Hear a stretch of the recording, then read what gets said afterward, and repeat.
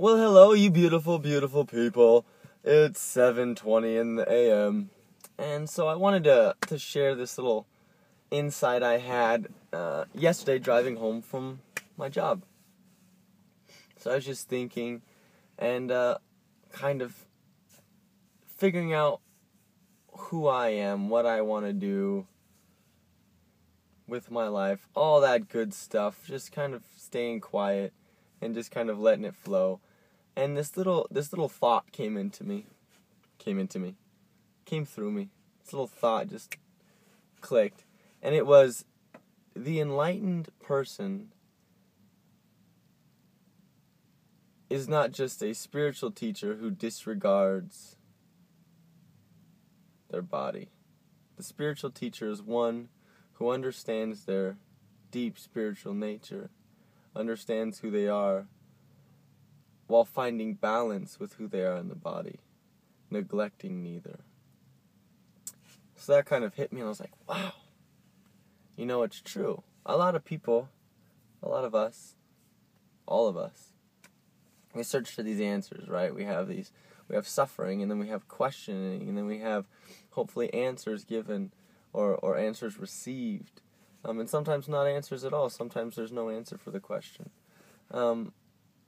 But we have these questions, and people in the spiritual community or spiritual people want to find this enlightenment and want to find this state of nirvana and bliss and complete control almost, and complete, or at least for me, maybe I'm being Hector Projector right now, and that was a lot of this stuff while I found my spiritual self. It's because I wanted control in my life. But to really realize that you can't change who you are. You are eternally source consciousness. You are eternally the unified principle of God that unifies all things, that is all things. You can't change that. That's just who you are, and that's who you will always be. But more so, it's about, I feel, living joyfully, not even being an enlightened person, but living joyfully, because I don't think I'm not enlightened. I have a lot to learn, but I think to live joyfully and to live with love is to find that balance between understanding who I am as the extension of God, the extension of the one consciousness, while also being present in the body. Finding that balance.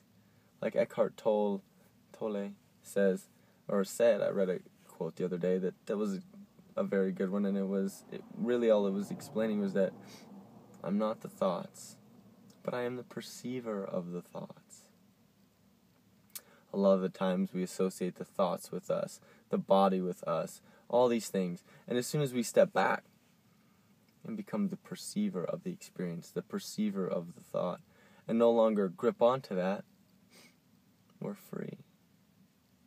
Because that means I have free reign to observe anything without developing an attachment to it, without developing an attachment to the thought, to the words, to the actions of myself or of others. I can just sit back and watch. And then that makes life a little bit more fun. Then I get to experience things freely. Then I get to experience things as they are rather than as I want them to be. It's always about finding that balance. All of life is balance. If the string is too tight, you can't shoot the arrow. If the string is too loose, you can't shoot the arrow. You've got to find that balance. Right? If your ligaments are too loose, you get injuries. If your ligaments are too tight, you get injuries. Balance. And that was really all I wanted to say today. That was all I really had to talk about. It's just about recognizing yourself as the true, infinite, divine one. The source of all things, in all things. That makes you everything. On a cellular level, on a molecular level, on an atomic level. It makes us all unified. And And yet at the same time we get these beautiful bodies to hear, to see, to smell, to touch, to taste.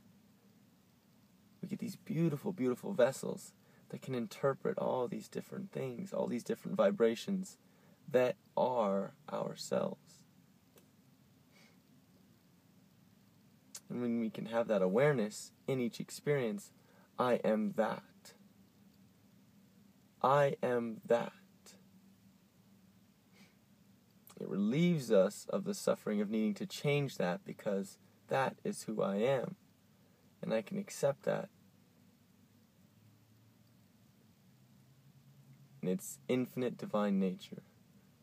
Somebody's being a dick, let's just be honest, someone's being a dick, I don't have to accept them being a dick. I can acknowledge that they're acting out of limitation, they're acting out of fear, they're acting out of sadness, out of guilt, out of fear. Really, that's what it is. And instead of acknowledging that, I can accept that. But then I can also acknowledge that that person is me, and they might be showing me something about myself that I need to work on. Or possibly they might just need someone to listen to them. Or possibly they just may need to get their dickness out and be all good. Finding balance. The enlightened one is he or she who can find balance between the knowing of their spiritual essence and the knowing of that spiritual essence in the physical form. It's fun. It's exciting. It's a practice. One that I'm definitely working on. But I thought I wanted to share that, and hopefully you guys resonates with you and you feel a similar way. So that's it. Enough rambling. I'm all done. I'll talk to you guys soon again. Thank you for always watching. I love you. I'm you, you are me. We are one.